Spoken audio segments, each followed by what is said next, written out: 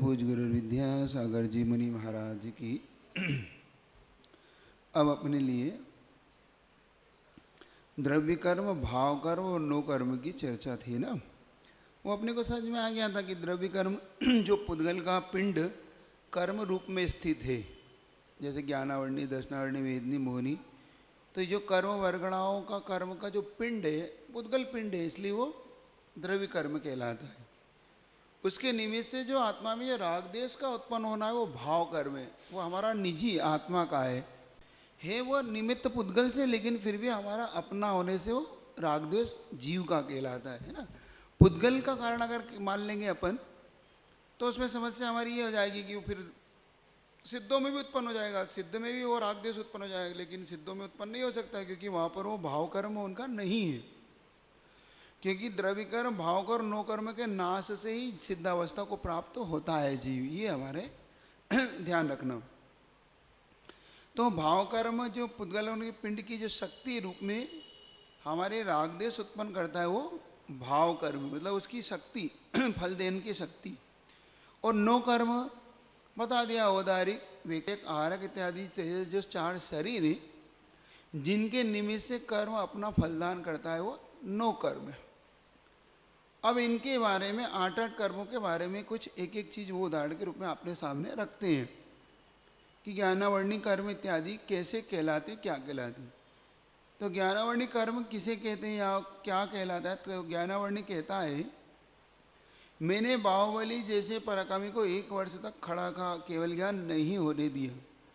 मतलब ज्ञानावर्णी कर्म कहता कि जब तक मेरा क्षयोपशम, मेरा क्षय नहीं कर दोगी ज्ञानावर्णी, तक तुम्हें मुझे वो आत्मा की वो शक्ति उत्पन्न नहीं होने दूंगा जिससे तुम्हें त्रिकालवर्ती द्रव्य दिखे, भूत भविष्य वर्तमान की सारी पर्याय तुम्हारे अंदर झलके। वो झलकेगी कब जान पाएंगे अपन? जब हमारे अंदर केवल ज्ञान की उत्पत्ति हो। और केवल ज्ञान कब तक नहीं होता? जब तक हमें ज्ञानावर्णी कर्म का उदय होता है। माइक में बोलो तो चलो। तो ये हमारे लिए प्रसंग वाला विषय है, जो समझने वाला विषय है। नमस्ते महाराज जी। इसमें जैसे बताया कि ज्ञानावर्णी कर्म के उदय से नहीं हुआ, और ऐसे बोलते हैं कि उनको ये शल्य लगी थी कि मैं भरत की भूमि पर खड़ा हूँ। तो एक बात है, अपने एक सूत्र आता है निशल्यो व्रति। व्रति कभी शल्य वाला नहीं हो सकता, और शल्य है तो व्रति नहीं हो सकता, और व्रति है तो शल्य नहीं हो सकता। दोनों एक दूसरे के बिल्कुल अपूर्व, मतलब दोनों में पूरा पश्चिम है। अगर बाहुबली भगवान को हम शल्य मान लेंगे मुनि अवस्था में तो व्रत ही नहीं ठहरेंगे। और चूंकि वो क्षयिक सम्यक दृष्टि थे और भावलिंगी थे, जब भावलिंगी थे तो आप उन्हें ऐसा कह नहीं सकते कि उन्हें शल्य थी। ये तो एक कवि की कल्पना है। जब ये रत्नाकर कवि द्वारा ये लिखा गया भरतेश वैभव नाम का ग्रंथ, उन्होंने चूंकि भरतेश वैभव में बाहुबली को तो चूंकि अब उनके निगाह में तो भरत ही हीरो है, तो हीरो को तो हीरो बनाना ही है। और बाहुबली उनके लिए ठीक नहीं थे क्योंकि दोनों में आपस में युद्ध था, इसलिए। बाकी कहीं बाहुबली का नहीं आया, उन्हें शल्य थी। शल्य हो जाएगी तो उसी समय उनका गुणस्थान गिर जाएगा, वो नहीं बन पाएगा, क्योंकि निशल्यवर्ती सूत्र है हमारे यहाँ। पंचम गुणस्थान में शल्य नहीं होता तो फिर आप आगे शल्य कैसे बनाओगे? ये हमें विचार करना है। तो उनको शल्य नहीं हो सकती। इतना जरूर है कि भरत को जरूर शल्य थी इस बात की कि बाहुबली को केवल ज्ञान क्यों नहीं हो रहा। ये शल्य भरत को थी कि बाहुबली को अभी तक केवल ज्ञान क्यों नहीं रहा। तो उनके मन में ये भाव जरूर आया होगा कि हो सकता है मैंने इस प्रकार से अपने भाई से व्यवहार किया है, तो इस व्यवहार के कारण उनके केवल ज्ञान में तो दिक्कत नहीं हो रही है, तो उन्हें कहा क्षमा मांगो।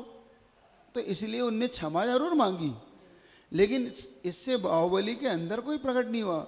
बाहुबली का तो केवल ज्ञान का उदय था, इसलिए उन्हें शल्य नहीं मान के उन्हें केवल ज्ञान का अंतराय कर्म वो मानना चाहिए, आवरण। उन्हें ये नहीं मानना चाहिए। तो अब अगर देखो ऐसे मानोगे, बाहुबली को 1 साल शल्य थी तो आदिनाथ भगवान को 1000 शल्य थी, क्योंकि उन्हें 1000 साल तक नहीं हुआ। आदिनाथ भगवान को कितने साल तक नहीं हुआ? 1000 वर्ष के बाद उन्हें केवल ज्ञान हुआ। तो क्या उन्हें 1000 वर्ष सल नहीं मानोगे? ऐसा तो ज्ञानावरणी कर्म के उदय में नहीं हुआ, ऐसा अपने को मान लेना चाहिए। क्योंकि बाहुबली भगवान ने 1 वर्ष तक तप किया, तो तप किया है तो वो एक गजब की उनकी साधना थी। लेकिन ज्ञानावरणी कर्म का उदय जब तक रहेगा तब तक कुछ भी करो नहीं होगा, उसका क्षय करने पर ही होगा ये। अब दर्शनावर्ण कर्म क्या कहता है वो बता रहे हैं। दर्शनावर्ण कर्म कहता है, मैंने यथाख्यात चारवताली मुनिराज को भी आत्मा का दर्शन नहीं होने दिया, उसे नरक निगोद की यात्रा पुनः करा दी।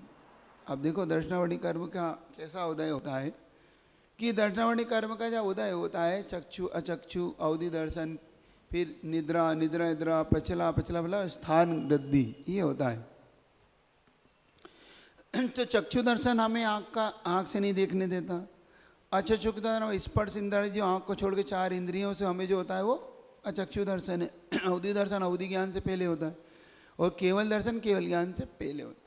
तो वो कहता है कि जब तक मेरा उदय है तब तक तुम्हें कि मुक्ति नहीं हो सकती। मुक्ति नहीं होगी तो आप पुनः संसार में भटकोगे, तो कहीं की यात्रा भी हो सकती है, नरक भी चले जाओ, स्वर्ग चले जाओ, तिरंच में चल जाओ। तो ये उनके दर्शनावणी कर्म का मुख्य कारण है। ऐसा इन्होंने यहाँ पे दिया कि यथाख्यात चारित्र, यथाख्यात चारित्र होता है 11वें 12वें गुण स्थान में और 13वें 14वें तक। यथाख्यात मतलब जैसा है वैसा। तो मुख्य रूप से यहाँ लेना उपसम श्रेणी के साथ 11वें गुण स्थान वाला लेना, क्योंकि जो छपक श्रेणी चढ़ेगा वो तो 12वें गुण स्थान में जाएगा और नियम से केवल ज्ञान को प्राप्त करेगा। लेकिन जो उपसम श्रेणी वाला होता है वो नियम से पतित होता है, गिरता है, उसका दबाना होता है। कसायों को जो दबा के चढ़ा है ऊपर, तो कसाय दबाई है तो वापस उठ सक जाएगी, जैसे वो उठेगी कसाई बाहर आएगी तो वापस आपको गिरना होगा। इसलिए वो कह रहे हैं कि जब तक मेरा उदय है तब तक तुम उपसम श्रेणी चढ़ोगे, लेकिन तो फिर गिर जाओगे। तो यथाख्यात चारित्र वाले मुनिराज को भी आत्मा का दर्शन का क्या आशय लेना है यहाँ पे?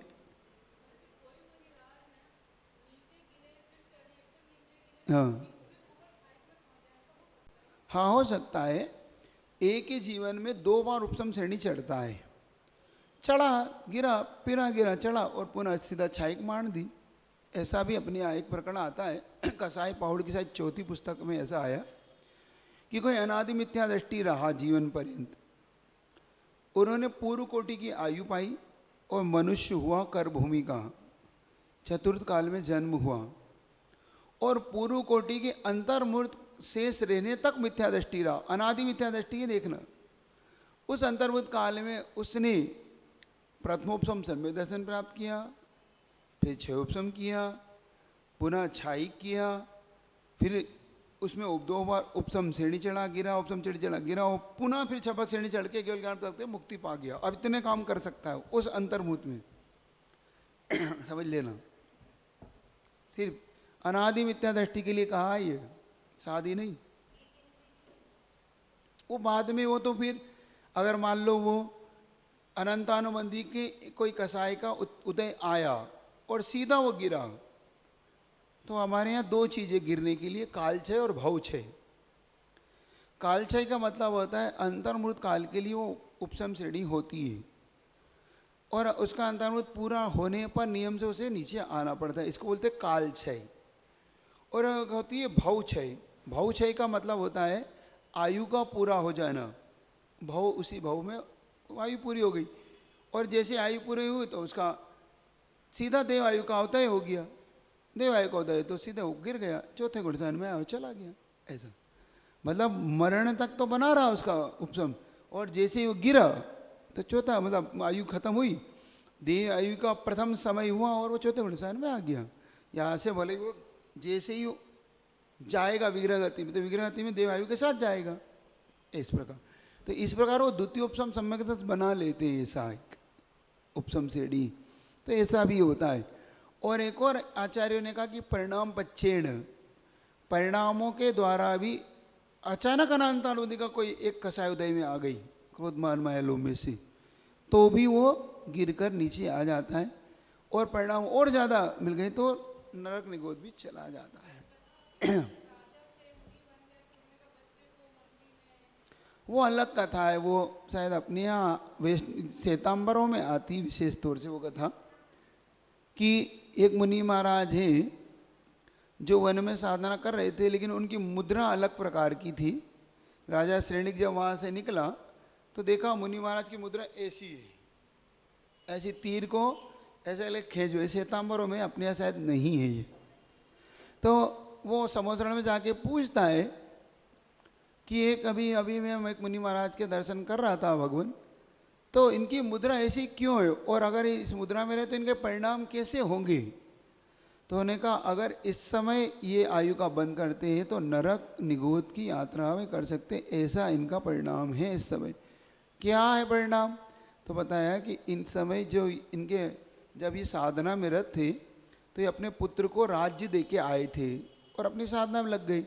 तो किसी ने यहाँ से निकलते समय बोल दिया कि देखो खुद तो बैठा ध्यान में और इसके पुत्र पे राज्य पे आक्रमण हुआ है, और देखो वो राजा इसके पुत्र को जीतने वाला है और इसका राज्य पूरा देखो इसका बेटा गुलाम बनेगा या मारा जाएगा। तब उसके मन में ही आया कि मेरे बेटे को मैं होता, आवेश आया उसमें, मैं होता तो इस समय एक एक को, तो उस परिणाम के कारण कहते हैं कि उनके अंदर ये भाव आते ही उनका गुणस्थान गिर गया। तो उन्हें पूछा श्रेणिक ने, तो अब ये कैसे वापस हो सकते हैं। तो उन्होंने कहा कि अगर कोई ये कह दे कि उनका युद्ध जीत गया बेटा, अब इनको कोई, तो ये वापस नॉर्मल हो जाएंगे। और होता यही है कि कोई उनके पास से निकलता है, अरे देखो देखो इनका बेटा कितना शक्तिशाली है, अरे पिता के बिना भी उसने युद्ध जीत लिया, धन्य है ऐसा बेटा। बस सुनते ही वो अपने परिणामों में ओह मैं क्या करने वाला था, पश्चाताप से भर जाते हैं और पुनः अपने छठे साधन को पाते हैं और श्रेणी चढ़ते और मुक्ति जाके चले जाते हैं, मोक्ष चले जाते हैं। ऐसा श्वेतांबरों में आया है। शायद मुझे तो दिगंबर रामनाय में ऐसे पढ़ने को नहीं मिला। कुछ अटपटी सी घटनाएं ये सब वहीं पढ़ने को मिलती है। ये अपने यहाँ पे थोड़ा सा या बैठता है नहीं है कुछ चीज़ें ये सब, है ना। ठीक है कोई बात नहीं, उन्हें अपनी। तो ये दर्शनावर्णी कर्म, क्योंकि दर्शनावर्णी केवल ज्ञान, आत्मा के दर्शन से क्या लेना, यहाँ पे केवल दर्शन से लेना। क्योंकि जब तक केवल दर्शन नहीं होगा उसे आत्मा को साक्षात देखने का अनुभव नहीं होगा। केवल ज्ञान और केवल दर्शन से ही वो जानता और देखता है। तो दर्शन यहाँ देखने का काम करता है और ज्ञान जानता है। तो आत्मा को कैसे देखेगा, अमूर्त को भी केवल दर्शन के द्वारा।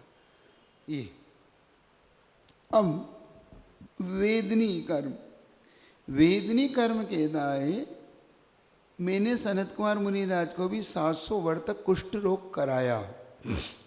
मुनि वादिराज शरीर को 100 वर्ष तक कुष्ठ रोग कराया। श्रीपाल जैसे कोटि भट्ट को भी कोड़ी बनाया कर रखा, घुमाया। तो वेदनी अपने दो प्रकार की, अशाता और शाता वेदनी। तो यहाँ पर अशाता वेदनी का प्रकरण है कि अशाता वेदनी के उदय में हमें जो दुख उत्पन्न होते हैं वो अशाता वेदनी का कारण होता है। और अशाता वेदनी का बंधापन है, पता ही ये दुख शोक ताप आकंदन वध परिदेव और नान्यात्म, अपने और पर दोनों में ये चीज़ें घटा देना, ये मुख्य रूप से अशाता वेदनी को हमारे जीवन में लाता है। तो ये कह रहे हैं कि जैसे सनत्कार मुनि को क्या हो गया था, अभिमान हो गया। किसका, रूप का।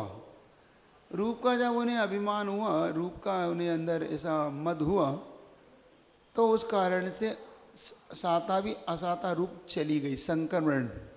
आप संक्रमण से कोई समझना कि जो पुण्यवान चक्रवर्ती कामदेव ऐसा रूप भी मद के कारण क्या हो गया, असाता रूप में बदल गया। कभी मद मत करो अपने रूपों का, अपने रूप श्रृंगार का, क्योंकि ये भी आपको असाता वेदनी का उदय ला सकता है जीवन में। ये मद को बचो, मद से बचने का यहाँ पे विशेष तौर से वो कहते। तो यही कह रहे हो कि वो कैसे होता है, वेदनी कर्म के उदय में। एक चीज़ हमारे दिमाग में बहुत अच्छे से समझने वाली होती, जो हमें समझना चाहिए कि कर्म के उदय में हमें थोड़ा सा धैर्य की आवश्यकता होती है। इन चीज़ से एक चीज़ निकालना, सारांश बोलते हैं जिसको, उपसंहार कर रहा हूँ आज आपके इस अध्याय का।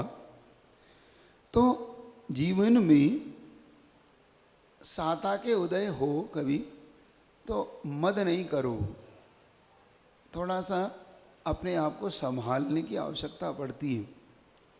असाता में तो अपन संभलने का पुरुषार्थ करते हैं थोड़ा सा, लेकिन साता में हम संभल नहीं पाते। कभी कभी ऐसा लगता है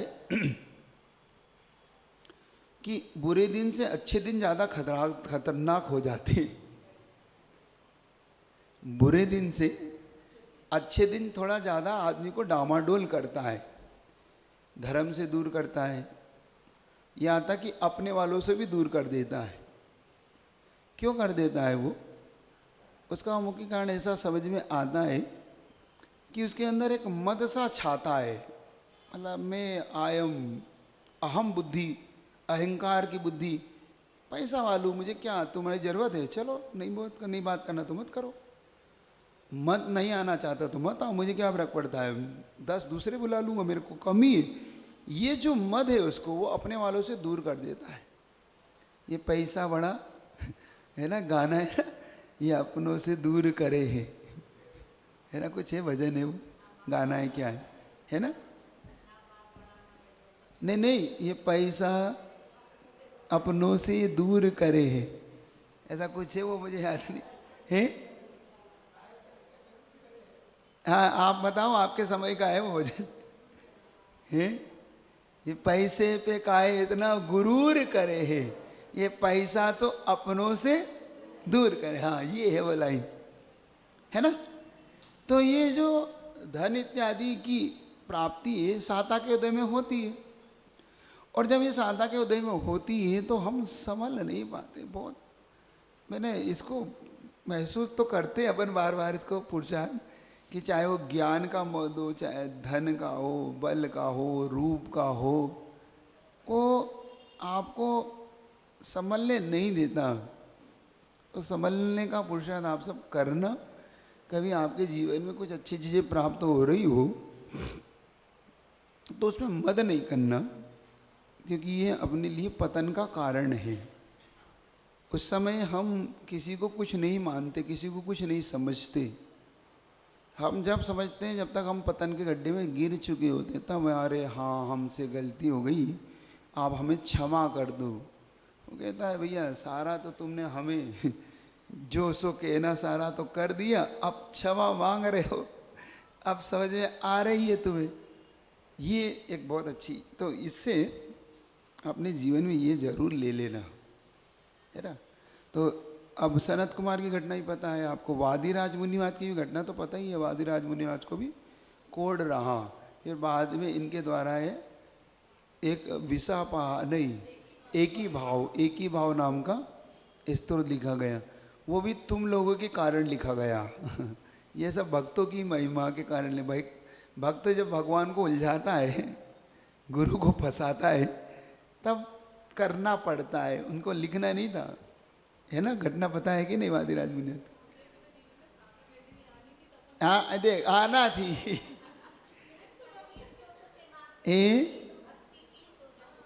नहीं, कुष्ठ रोग के माध्यम से नहीं गई, तुम भक्तों के कारण फंस गए थे महाराज, तो निकलना पड़ा उन्हें। सिर्फ तुम्हारी इज्जत बचाने में उन्हें ये करना पड़ा। वो तो 100 साल से बीमार थे, अगर उन्हें ये मंजूर होता तो 100 साल पहले रच देते, उनको पहले नहीं रचना था क्या? जब तुमने ये शर्त लगा दी कि महाराज मैं नहीं जानता, मैं तो कह आया हूँ आपको कुष्ठ नहीं है। जब राजा ने पूछा कि किसी ने कहा कि इनके मुनि महाराज तो कोड़ी कुष्ठी होते हैं, महाराज किसकी चर्चा आप कर रहे हो? दिगंबर मुनि महाराज। तो भक्त को गुस्सा आया, काहे के कुष्ठ कोड़ी, हमारे मुनि महाराज कोई कुष्ठ कोड़ी नहीं, सर्वांग सुंदर होते। तो कल मिलो फिर बताओ।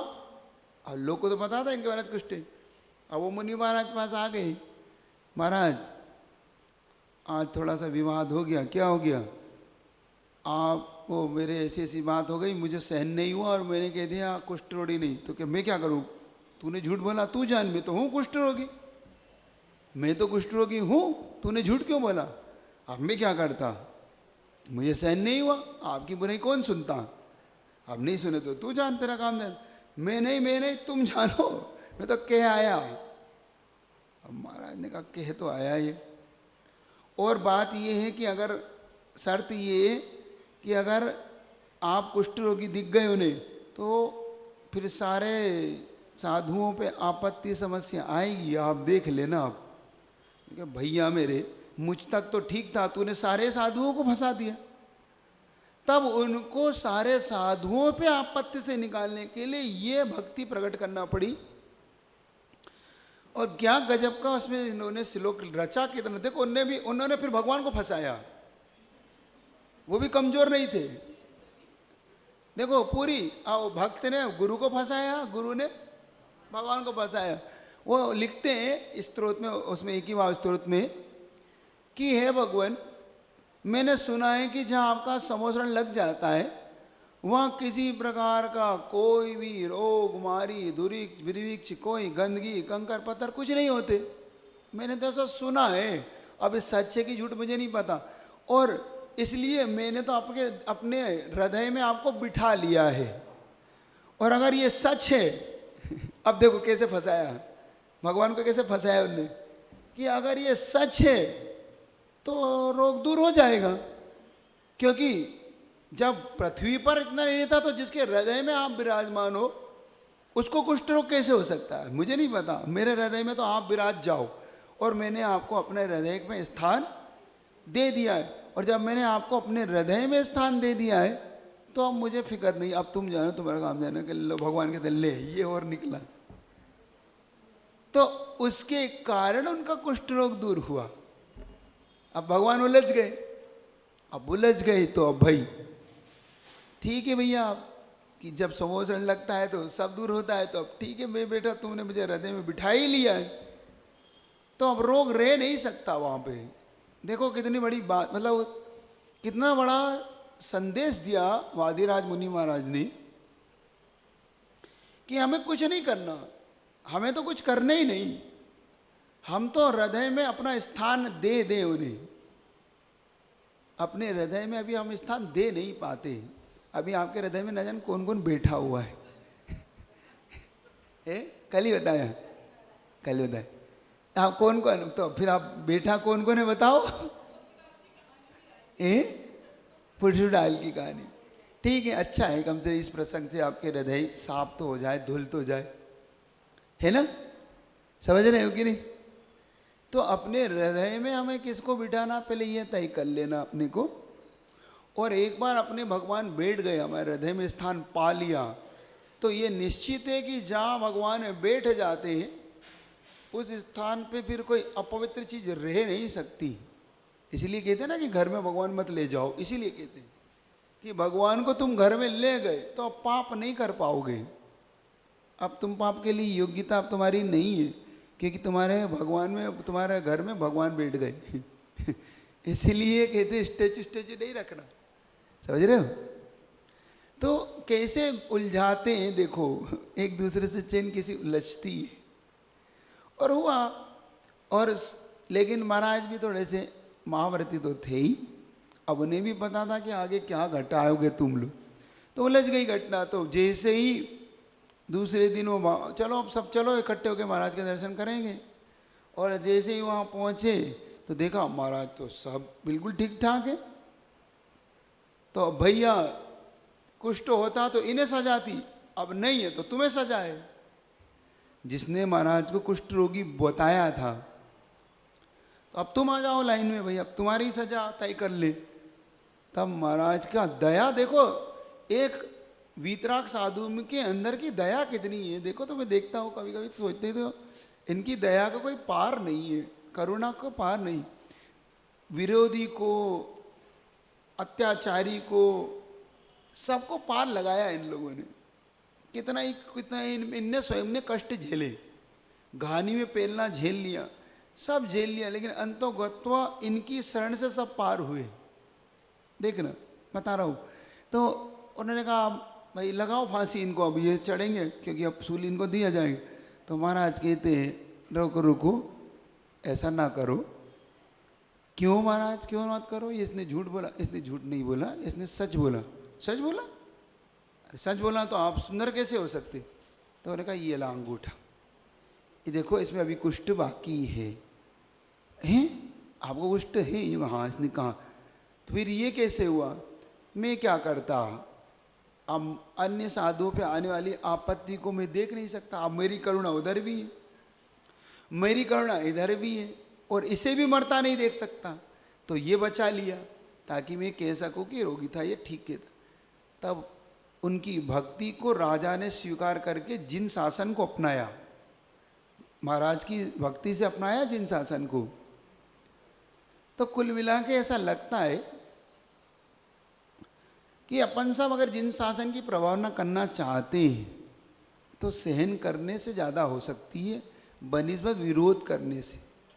विरोध करना है, आपका कर्तव्य, आप करो, लेकिन साधु तो सहन करके ही प्रभावना करता है, ऐसा लगता है इन बातों से।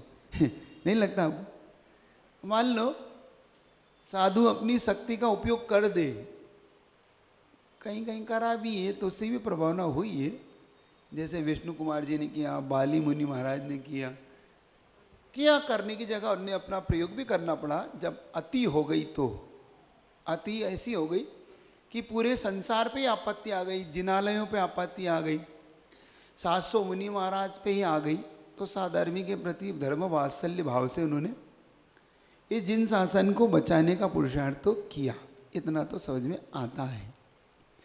तो जहाँ जैसा उनको लगा वहाँ वैसा उन्होंने अपनी कुशलता का उपयोग किया, आचार्यों ने, उपाध्यायों ने, साधुओं ने।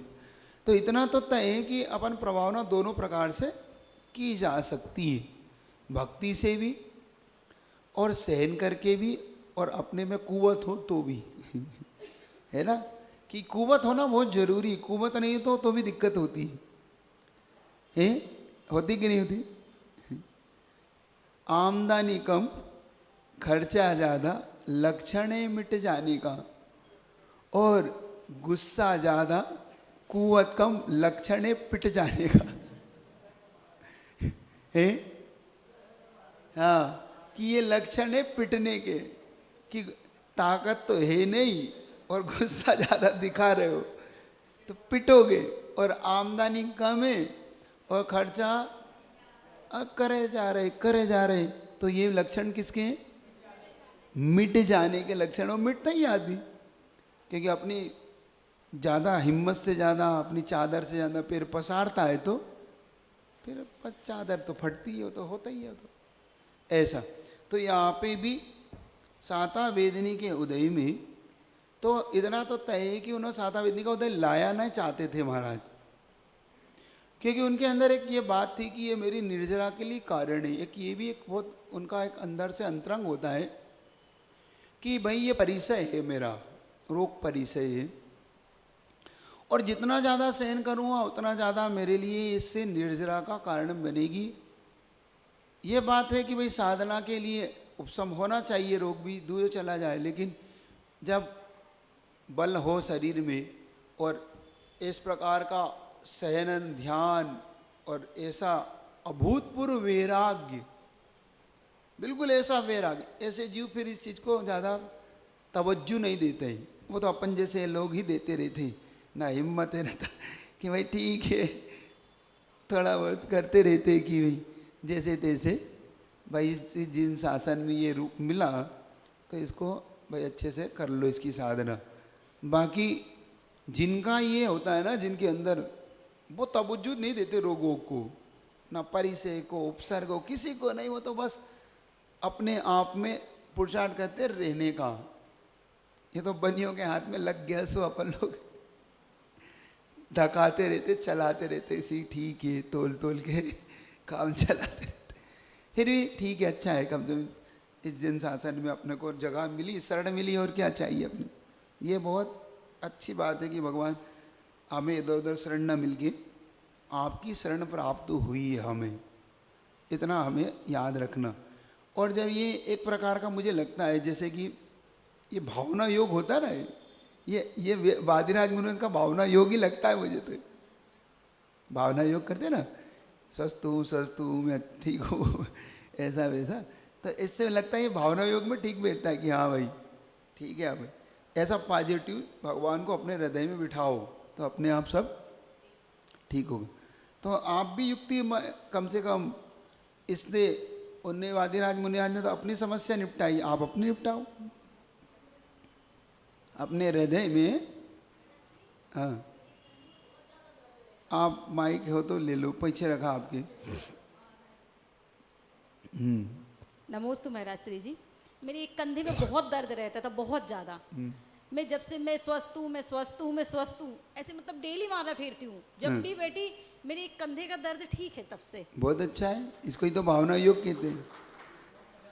हमारे पास दो चीज़ें होती है, ये भावना योग में जो समझने वाला विषय ये है, ये काम कैसे करता है, कोई भी चीज़ काम कैसे करती है आपको, ये आकर्षण का नियम एक अपना चलता है। कभी आप विज्ञान में, साइंस में, या जितने भी मोटिवेशन वाले हैं, या जो रोग को दूर करने के लिए आपके साथ थेरेपी करते हैं, या चाहे वो रेकी करे, हीलिंग करे, कुछ भी करे, तो उसमें सबसे बड़ी चीज़ है वो ये कहते हैं कि भाई आप पॉजिटिव थिंक होइए पहले। तो आप, हम रोगी हैं तो आप नियम से रोगी हो जाओगे, और नहीं हो तो जो स्वस्थ व्यक्ति हो मेरे कहने से 1-2 महीने कर लेना, तुम रोगी हो जाओगे। तुमको अगर ट्राई करना हो तो नहीं करना। और जो रोगी हो वो ट्राई कर लेना, चलो रोगी तो मत करो, अच्छा नहीं। तो आप पाओगे कि आप वास्तव में स्वस्थ होने लगे हो। हम मानसिक बीमार ज़्यादा होते हैं, हम शारीरिक बीमारी जो है वो अलग व्यवस्था है, लेकिन हम मानसिक बीमार होते हैं। अंदर का जो डर, अंदर का भय हमें स्वस्थ नहीं होने देता। आगे की भविष्य की चिंता हमें स्वस्थ नहीं होने देती, हमारी सबसे बड़ी एक कमी है। अब भाई सिर दर्द हो रहा, अब आगे सिर दर्द क्या मालूम क्यों हो रहा है, आगे क्या होगा क्या होगा, ये सिर दर्द के, अब ये तुम्हारा सिर दर्द नया पाल गया आपका, है ना। कभी कभी देखो कैसे हमारे जीवन में ये भ्रम काम करता है, मतलब हमारे लिए पॉजिटिव जो आपने बताया वो कैसे काम करता है। एक बार ओरिजिनल घटना है कि एक व्यक्ति के घर में छेद था, चूहे का वजह था ना, बिल वो बिल था। तो व्यक्ति ने सोचा ये चूहे का बिल है, तो उन्होंने उसको अंदर उसको भरने का, बंद करने का पुरुषार्थ किया, और उसने उंगली से ऐसे उसको थोड़ा, क्या होगा कि अचानक उसके हाथ में काट लिया। अब काट लिया तो उसने सोचा चूहे का काटा हुआ है, तो उसने ज़्यादा ध्यान नहीं दिया और बिल को पैक कर दिया। संयोग की बात थी 10, 20, 30 साल, जो उस बात 20 जितने भी साल हुए हो, और वो अचानक पुरानी दीवार हो गई तो उसको तोड़ना पड़ा, गिराना पड़ा। तो उसमें सांप की वो निकली, वो सांप की वो ढांचा बच जाता ना, ढांचा वो सब, वो उसकी हड्डी वड्डी जो बच, कांचली तो अलग होती जो हड्डी अंदर की, क्योंकि कांचली वाली सब गलगुला गई, और वो अंदर का ढांचा बचा, वो सांप जैसा अपन नहीं होता आदमी का ढांचा बचता, वो बचा। और जैसे उसने देखा कि इस सांप ने काटा था और वहीं मर गए। 20-25 साल से नहीं मरा वो, क्योंकि उसके दिमाग में क्या था, और जैसे उसके दिमाग में आया कि अरे मुझे तो सांप ने काटा था उस दिन, ये भय उसके अंदर। अब देखो सांप जहरीले हर कोई हो जरूरी नहीं, वो हो सकता है सांप जहरीला नहीं हो इसलिए बच गया हो, और बच गया, लेकिन उसके अंदर जो भय बढ़ गया कि अरे मेरे तो सांप ने काटा था, उस भय के कारण वो मर गया। आप यहाँ समझना कि हमारे अंदर क्या चलता है। हमारे अंदर जो विचारों का दौर चलता है, पूरी एक चेन चलती है, उन विचारों में हमें अपने आप को थोड़ा सा परिवर्तन लाने का भाव करना कठिन है, ये मैं बता रहा हूँ। क्योंकि जब हम पे आपत्ति आती है तो ये सब फुर्र हो जाती है चिड़िया, ये ज्ञान की चिड़िया फुर्र हो जाती है, वो चिंता की चिड़िया आके बैठ जाती है, वो चहचहाने लगती है। तो चिंता की चिड़िया को नहीं बुलाओ, आपने जो ज्ञान अर्जन किया है, हमने जो ज्ञान को पाया, अब उसका उपयोग करने का समय आया है। नहीं तो तुमसे तो वो कोरे अच्छे थे जिनने कभी ज्ञान ने अर्जन किया, और तुमने ज्ञान अर्जन करके भी क्या किया? ये पढ़ क्यों रहे हो तुम? ये कर्म है, ये सिद्धांत है, ये छे डाला है, ये भक्तांबर है, ये सब पढ़ने का तुम्हारा लक्ष्य थोड़ी सी लक्ष्य है आपत्ति में यही हमारे समाधान बन जाए, समस्या में ये समाधान बन के आए तो हमारे ज्ञान अर्जन का फल है। वरना समस्या समस्या ही बनी रही तो हमारा ज्ञान अर्जन का कोई फल नहीं। क्योंकि एक चीज़ कही किसी ने, थॉट्स अच्छा है कि ज्ञानी के लिए समस्या भी एक समाधान है, ज्ञानी के लिए, और अज्ञानी के लिए समाधान भी एक समस्या है। हम क्या हैं? हम तो ज्ञानी आ रहे, हम तो कटनी वाले, हम तो समस्या को भी समाधान बना लेते, तुम समाधान को समस्या बना, सुन रहे कि नहीं? तो आप लोग अपने आप को थोड़ा सा बदलना। तो आ गया समझ में?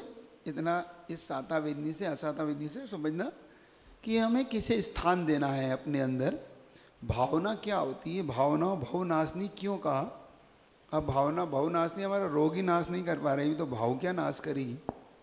महाराज श्री जी, कई बार बहुत ज़्यादा जब असाता कर्म आते हैं तो जब बहुत ज़्यादा उनकी तीव्रता रहती है उस समय तो आत्मरोध परिणाम हो जाते हैं, लेकिन फिर थोड़े समय बाद वो ठीक हो जाते हैं, मतलब अपने आप को जब समझा लेते हैं। लेकिन जब हमने उस समय जो आत्मरोध परिणाम किए उनका प्रायश्चित कैसे करना चाहिए? पूज्य गुरुदेव हमेशा एक उदाहरण देती थी कि जब बाढ़ आती है तो सबसे अच्छा तरीका है आप नदी पार करने का पुरुषार्थ ना करो, तट पे बैठ के थोड़ा सा धैर्य रखो, बाढ़ को उतरने दो, बाढ़ उतरेगी तो आप नदी पार कर जाओगे, वरना आप उसी में डूब के अंदर मर जाओगे। तो हम जब बाढ़ आती है कर्मों की, हमारी असाता की, किसी भी कर्म की, तो सबसे अच्छा समय है इस समय धैर्य रखने का, समता। वो अपने अंदर होती नहीं लेकिन लाना चाहिए। क्योंकि अगर हमने पुरुषार्थ से समझ लिया है कि भैया बाढ़ आई है, ये तो तय है कि फलदान से समझ में आ रहा है, सामने जो हमारे सामने फल आ रहा है अपने कर्मों का, तो हमें समझ में आ रहा है कि रोग भी आ रहा है, इसी समय पैसा भी नहीं है, इस समय डॉक्टर कह रहा है, इसी समय व्यापार नहीं चल रहा है, इस समय परिवार वाले साथ नहीं दे रहे, इसी समय अपने वाले हमसे दूर हैं। देखो कैसे एक साथ बाढ़ आती है। कहते हैं जब समस्या आती है तो चारों तरफ से एक साथ घेरती है वो। देखो उसी समय होगा, उसी समय तुम्हारा धन का अभाव होगा, उसी समय तुम्हें रोग हो जाएगा, उसी समय वाले तुमसे विरोध में चले जाएंगे, उसी समय तुम्हें मंदिर नहीं जाना पड़ेगा, अब जाने की इच्छा है तो जा नहीं पाओगे, तुम्हें समस्या खड़ी हो जाएगी, गुरु हैं तो वो नहीं मिल रहे, समाधान कोई दे नहीं रहा, लोग उल्टी सीधी बातें और कर रहे, सारी एक साथ घिरती है समस्या। बस इसी समय धैर्य रखो, और उसका सबसे अच्छा उपाय है अपने पूर्व में जितनी भी सतियां हुई हैं, जितने भी अच्छे लोग हुए, ऐसे पर सलाहकार पुरुष हुए जिन्होंने इन समस्याओं से अपने आप को ऊपर उठाया, उनको अपना आइडियल बना लो, आदर्श बना लो। उनको आइडियल बनाते ही, आदर्श बनाते ही आधी समस्या निपट जाती है। अंदर से एक उत्साह और धैर्य बढ़ने लगता है। हमारा धैर्य हमें नहीं है तो हम छोड़ जाएंगे, हम डूब जाएंगे। यही तट पे बैठना है और कुछ नहीं है, तट पे बैठना। इस समय अपने आप को कुछ मत करो, अब थोड़ा सा धैर्य रख के इस कर्म को थोड़ा सा डाउनफॉल आने दो। और पूज्य गुरुदेव का कहना है कि ये अंतर्मुहूर्त काल तो इसका बीतने दो, कम से कम मत करो जल्दी। जैसे आचार्य श्री हम लोग को कहते थे, मान लो बुखार आ गया तो 3 दिन तो दवाई देते ही नहीं थे। जैसे बुखार आया कोई साधु को और पूज्य गुरुदेव के पास पहुँचे, यहाँ आचार्य श्री बुखार है, तो आचार्य कहते कुछ नहीं, 3 दिन लौकी पानी लो और 5 और कर लो। देखो क्या, अब तुम हो तो घबरा जाओ, एक तो बुखार में तप रहे, ऊपर से तुम कह रहे हो लौकी और ले लो, पानी और ले लो, भूखे और मरो। वो दवाई तो दे नहीं रहे, और आप हमसे कह रहे हो समझ लो ये साता को निकालने का एक तरीका, असाता को निकालने का ये एक सिस्टम बता रहे हैं गुरु जी। क्योंकि असाता, ये रोग आया है, बुखार आया है, तो असाता की उदीर्णा हुई है, उदीर्णा हुई है, सो तुम्हें रोग हुआ है। तो इस असाता को अब थोड़ा धैर्य से सहन करो, 2-3 दिन मत करो जल्दी रोग की इलाज, क्योंकि इसे निकल जाने दो, इसके निकलते ही तुम स्वस्थ हो जाओगे। और होता ऐसे ही था, क्योंकि आँख का बंधन और पेट को लंघन, एक सूत्र देते हैं आयुर्वेद में कि आँख को अगर दिक्कत हो रही तो बंधन मतलब उसको बांध लो, भी आँख को उपयोग मत करो अब। और पेट में दिक्कत है तो बंधन करो, लंघन करो, मतलब उपवास इत्यादि करो। अभी ज़्यादा डालो मत, क्योंकि अभी पेट में कुछ डालने के लिए अभी समय नहीं है योग्य। ऐसा ही होता है जब हमारे बुखार का मुख्य जड़ होती है पेट, तो इसलिए उल्लंघन करो, जिससे तुम्हारा बुखार स्वस्थ हो जाओगे तुम, तुम्हारे पेट अपने आप ही। क्योंकि अर्ध रोग हरि निद्रा, पूर्ण रोग हरि क्षुधा। नींद अगर पूरी आने लगे तो समझा आधा रोग गया, और भूख कस के लगने लगे तो समझा पूरा रोग गया। ये सूत्र है, पढ़ाई के साथ साथ ये लिख लेना नीतियाँ, ये नीतियाँ तुम्हें दे रहा हूँ, ये पूज गुरुदेव की दी हुई है सब, मतलब ये उनके वचन है। कैसे जीतता है साधु परिचयों से, कैसे निकालते हैं हम लोगों को वो, हमारा अपना हम लोग को कैसे बाहर निकालते हैं असाता से वो। क्योंकि साधु को भी आती है असाता, तो आती है असाता का उदय 13 गुण स्थान तक है, तो वेदनी का उदय है सो है, आता ही है, उसमें क्या बात। तो इससे भी ऊपर उठने के उपाय हम लोग के पास भी ऐसे ही होते हैं। कहते हैं ना कांटे से कांटा निकलेगा, तो कांटा क्या असाता है तो और असाता निकलेगी, अपने आप निकलेगी। असाता हमें दुख दे रहा है, और अगर हमने उसको स्वीकार कर लिया तो समझ लेना वो दुगना दुख देता है। जैसे मैंने एक एग्जाम्पल दिया था कि कोई हमें चिढ़ाता है, और अगर हम चिढ़ने लग जाए तो दुगना चिढ़ाता है, और तुम हे कर दो तो वो उससे टोक लेता है, यार ये तो कैसा आदमी, कुछ फर्क नहीं पड़ता इसको। तो या तो चिढ़ाना बंद कर देगा, वो खुद चिढ़ के भाग जाएगा, वो झल्ला के भागता है, होता है ना। तो ये अगर तुम्हें बुखार को झल्लाना हो, क्योंकि बुखार आया है, इसने मुझे दुख दिया है, तो हे कर दो बस उसके सामने, बस मैं तुझे बुखार आया, तुझे दवाई चाहिए, देता ही नहीं, ले मुझे तो दवाई नहीं देता तुझे, तुम्हें अब क्या कर लेगा देख ले, भूख भोजन भी नहीं देता तुझे तुम्हें। अब जब मेहमान को ज़्यादा पूछ परख करो तो रुकता है, और नहीं पूछो तो चलता। वो भैया कल जा रहा था तो आज ही ट्रेन है मेरी, तो मेरे को तो ऐसे मिलने आया था। मान लो तुम मेहमान आया और तुमने पानी भी नहीं पूछा, कब आए ये भी नहीं पूछा, और ये भी नहीं पूछा कब रुक, कैसे क्या भोजन करूं, आया सो तुमने इग्नोर सा कर दिया, आ गए, हाँ आ जाओ अपने काम में लग गए। वो कहता है यार ये तो बड़ी बेइज्जती सी है। और वो बेइज्जती महसूस करता है तो क्या करता है, वो कुछ नहीं, काम से आया था तो मैं समझा आपसे मिलता चलो, मेरा समय हो रहा, मैं आया तो 2-3 दिन के लिए था। उसने कहा कि भैया यहाँ से तो चलना। ऐसे ही जब रोग आए, समस्या आए, तो तुम उन्हें बहुत ज़्यादा तवज्जो देते हो, उनकी मेहमानगिरी करते हो, तो वो रुक जाता है, वो रुक जाता है। और तुम रुक जाता है तो और ज़्यादा तवज्जो करते हो तो और रुक जाता है वो।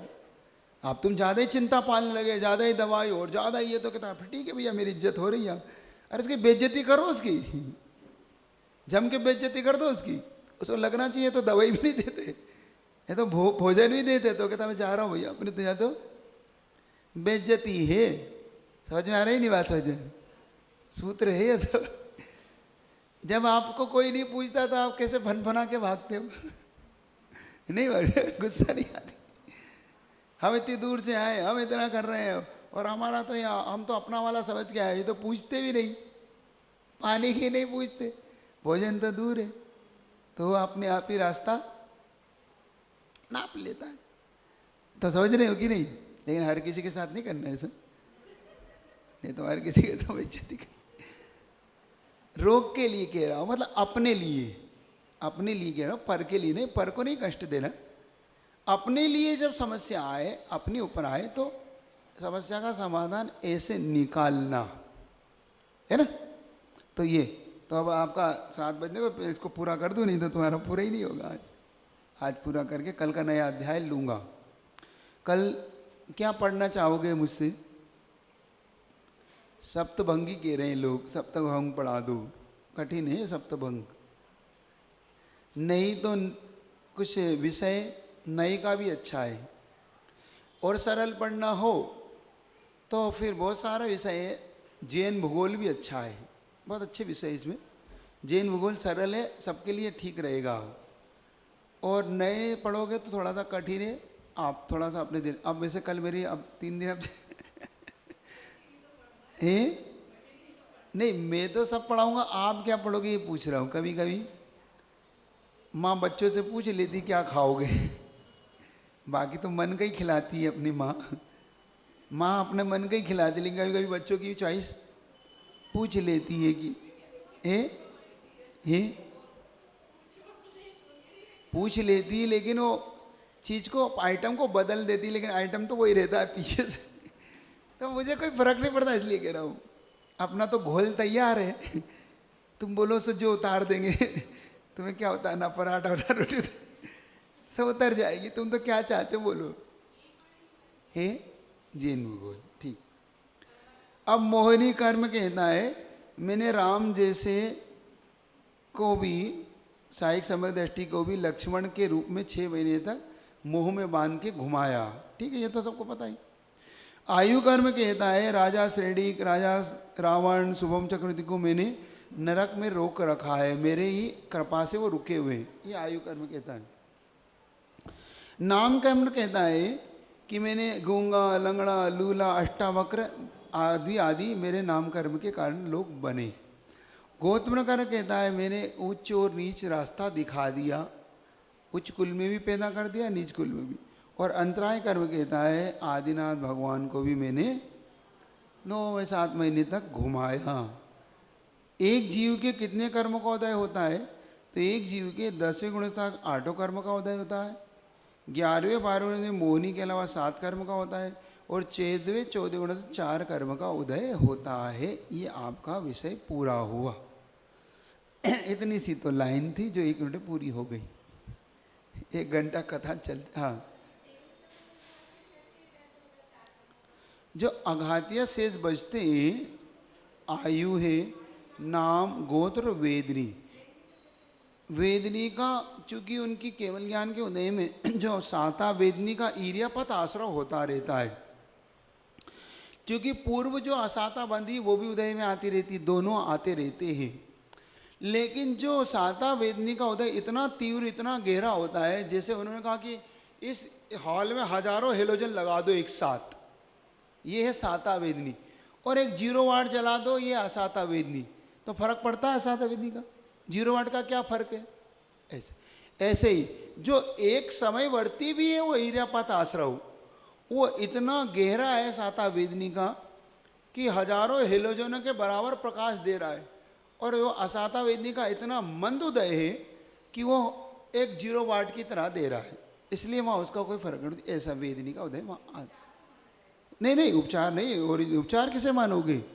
उपचार मान लोगे तो फिर कर्म को भी ऊंचाई, कार्य को उपचार मानोगे तो कारण को भी उपचार मानना पड़ेगा। और कारण है कि नहीं वहाँ पे? कारण उपचार नहीं है, ओरिजिनल है, तो कार्य भी ओरिजिनल है।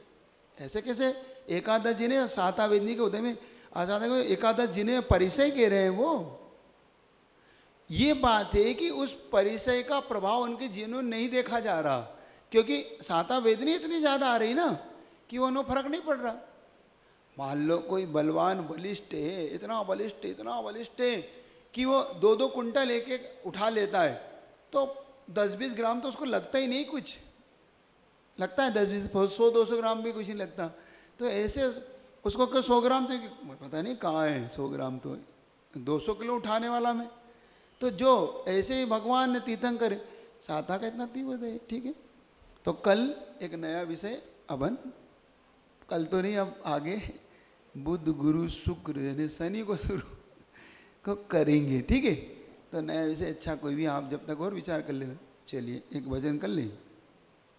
कहेगी दोपहर में नहीं हुआ, अभी हो जाएगा। आगे आगे अपनी अर्थी कि मैं गाता चलूं आगे।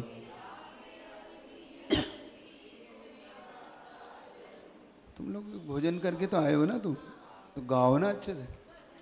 सिद्ध नाम सत्य है, अरिहंत नाम सत्य है।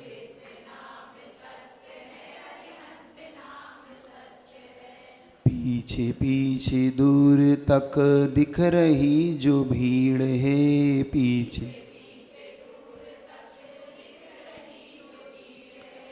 पंछी शाख से उड़ा खाली पड़ा नीड़ है, पंछी शाख। सृष्टि सारी देख ले पर्याय ही अनित्य है, सृष्टि सारी। सिद्ध नाम सत्य है, अरिहंत नाम सत्य है।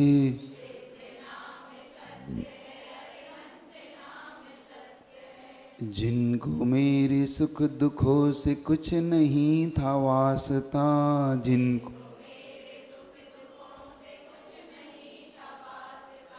उनके ही कांधों पे मेरा कट रहा है रास्ता, उनके ही।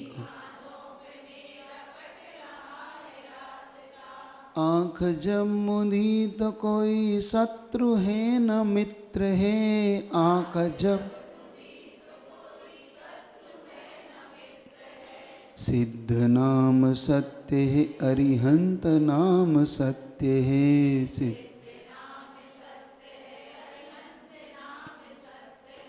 आपके अनुराग को आज यह क्या हो गया, आपके अनुराग को। मैं चिता पर चढ़ा महान कैसे हो गया, मैं।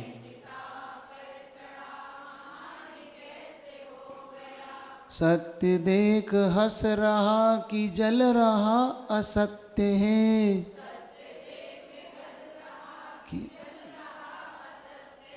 सिद्ध नाम सत्य है, अरिहंत नाम सत्य है।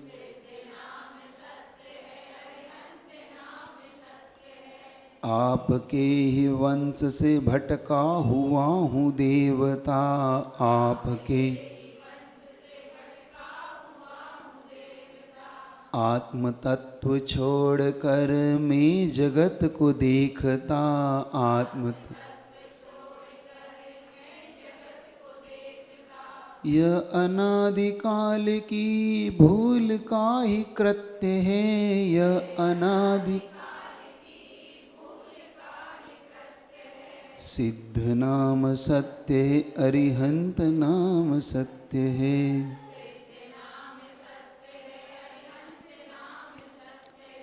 आगे आगे अपनी ही अर्थी कि मैं गाता चलूं आगे सिद्ध नाम सत्य है, अरिहंत नाम सत्य है। सिद्ध जिन वाणी के ज्ञान से सूझे लोग सो